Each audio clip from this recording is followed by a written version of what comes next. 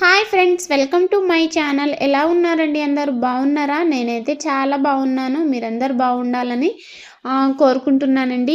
ఇవాల్టి వీడియో వచ్చేసి ఏంటిదో చూస్తున్నారు కదా, గులాబ్ జామ్ రెసిపీనండి. ఈ గులాబ్ జామ్ ఎక్కడ క్రాక్స్ లేకుండా ఈజీగా ఇంట్లోనే ఎలా చేసుకోవాలో చూపిస్తున్నాను.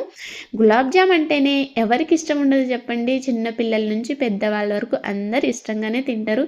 కానీ కొంతమందికి బయట తిన్నామంటే ఇష్టం ఉండదు. వాళ్ళు ఏ ఆయిల్తో చేస్తారో ఏంటితోనని. అందుకనే ఇంట్లోనే ఈ వీడియో చూసుకుంటూ మీరు కూడా మీ ఇంట్లో వాళ్ళకి చేసి పెట్టండి. వీడియోని ఇక్కడ స్కిప్ చేయకండి. వీడియోలోకి వెళ్ళే ముందు ఒక చిన్న లైక్ ఇచ్చి వీడియోని అయితే కంటిన్యూ చేయండి. కొత్త వాళ్ళైతే సబ్స్క్రైబ్ చేసుకోండి. నేను వచ్చేసి స్వాస్తిక్ ప్యాకెట్ అయితే తీసుకున్నానండి. ఇందులో కూడా 2-3 టైప్స్ ఆఫ్ ఉంటాయన్నమాట. ఎంటీఆర్ అని. మీరు ఏ ప్యాకెట్ తీసుకున్నా చేసే ప్రాసెస్ మాత్రం సేమ్ అండి. దీని కాస్ట్ వచ్చేసి 100 రూపీస్. ఇందులో 2 ప్యాకెట్స్ ఉంటాయండి.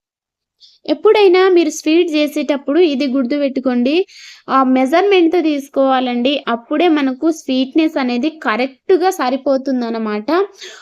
ఇక్కడైతే ఆ గ్లాస్తో 2 గ్లాస్ పిండి అయిందండి. ఈ వీడియో వచ్చేసి నేను అమ్మ వాళ్ళ ఇంటి దగ్గర వెళ్ళినప్పుడు చేశానన్నమాట గులాబ్ జామ్. అప్పటిది ఇప్పుడు అప్లోడ్ చేస్తున్నానండి. చాలా డేస్ అయింది. 2 గ్లాస్ పిండికి 1.5 గ్లాస్ వాటర్ని యాడ్ చేసి, వాటర్ వేయడం ఇష్టం లేని వాళ్ళు వాటర్కు బదులు మిల్క్ యాడ్ చేసుకోండి. గులాబ్ జామ్ ఇంకా చాలా టేస్టీగా ఉంటుందండి. పిండిని కలిపేసుకున్న తర్వాత ఒక 5-15 మినిట్స్ పక్కన పెట్టేసుకోండి. 15 మినిట్స్ తర్వాత కొద్దిగా పిండిని తీసుకొని ఈ విధంగా అయితే రౌండ్స్లో అయితే చేసుకోవాలండి. గులాబ్ జామ్ మరీ పెద్దది కాకుండా మరీ చిన్నది కాకుండా మీడియం సైజ్ వేసుకోండి. ఇక్కడ గుర్తుపెట్టుకోండి, గులాబ్ జామ్ చేసేటప్పుడే రౌండ్గా ఎక్కడ క్రాక్స్ లేకుండా చేసుకోవాలండి. ఒకవేళ క్రాక్స్ వచ్చినట్లయితే ఆయిల్లో డీప్ ఫ్రై చేసేటప్పుడు గులాబ్ జామ్ అనేది విరిగిపోతుంది. మరీ ప్రెస్ చేస్తూ అయితే చేయకండి. ఇక్కడ చూపిస్తున్నాను చూడండి, ఇలా ప్రెస్ చేస్తూ కనుక చేసినట్లయితే లోపల బబుల్స్ అనేది ఉండదండి. సింపుల్గా చేయాలన్నమాట. ఇక్కడ చూడండి, ఈ విధంగా బబుల్స్ ఉండాలి.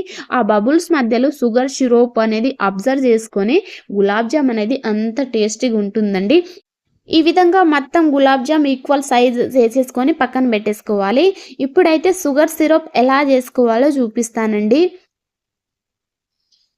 2 గ్లాస్ పిండికి 4 గ్లాస్ షుగర్ అయితే తీసుకోవాలండి. 4 గ్లాస్ షుగర్కి 2 గ్లాస్ వాటర్ని యాడ్ చేసుకొని స్టవ్ పైన బాయిల్ చేసుకోవాలి. ఈ షుగర్ సిరప్కి పాకం అనేది ఏం ఉండదండి. ఒక్కసారి బాయిల్ అయిన తర్వాత స్టవ్ ఆఫ్ చేసుకోండి. అందులోనే ఫ్లేవర్ కోసం ఆల్కహాల్ మాత్రం కంపల్సరీ యాడ్ చేయండి. అలానే ఇక్కడైతే నేను ఫుడ్ కలర్ యాడ్ చేశాను. ఇష్టం లేని వాళ్ళు స్కిప్ చేసేయండి. ఈ విధంగా పొంగొచ్చిన తర్వాత స్టవ్ అనేది ఆఫ్ చేసుకోండి.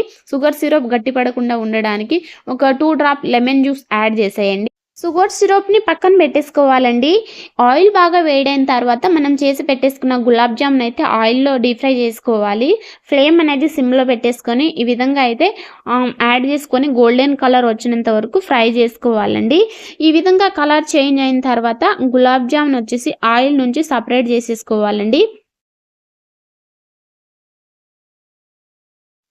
ఈ విధంగా గోల్డెన్ కలర్ వచ్చిన తర్వాతనే ఆయిల్ నుంచి సపరేట్ చేసేసుకోవాలి. కొన్ని గులాబ్ జామ్ క్రాక్స్ వచ్చేయండి. మా పిల్లలు చేశారనమాట. అంటే మా అన్నయ్య వాళ్ళ పిల్లలు చేశారు, అందుకనే క్రాక్స్ వచ్చాయి. మీరు మాత్రం జాగ్రత్తగా చేసుకోండి చేసేటప్పుడే. ఈ షుగర్ సిరప్ గోరువెచ్చగా ఉండాలి, గులాబ్ జామ్ గోరువెచ్చగా ఉండాలి. అప్పుడే ఈ గులాబ్ జామ్ని షుగర్ సిరప్లో యాడ్ చేసేసిన తర్వాత 3 అవర్స్ తర్వాత తినాలండి. ఇక్కడ చూపిస్తున్నాను చూడండి, 3 అవర్స్ తర్వాత అప్పుడు ఆ గులాబ్ జామ్కి షుగర్ సిరప్ అనేది అబ్జర్వ్ చేసుకొని చాలా టేస్టీగా సూపర్గా ఉంటుందండి. ఒక్కసారి మీరు ట్రై చేయండి. మా మమ్మీ వాళ్ళు తిన్నారు, మా అన్నయ్య పిల్లలు అందరికీ పెట్టానన్నమాట. వాళ్ళు చాలా హ్యాపీగా సాటిస్ఫై అయితే అయ్యారండి.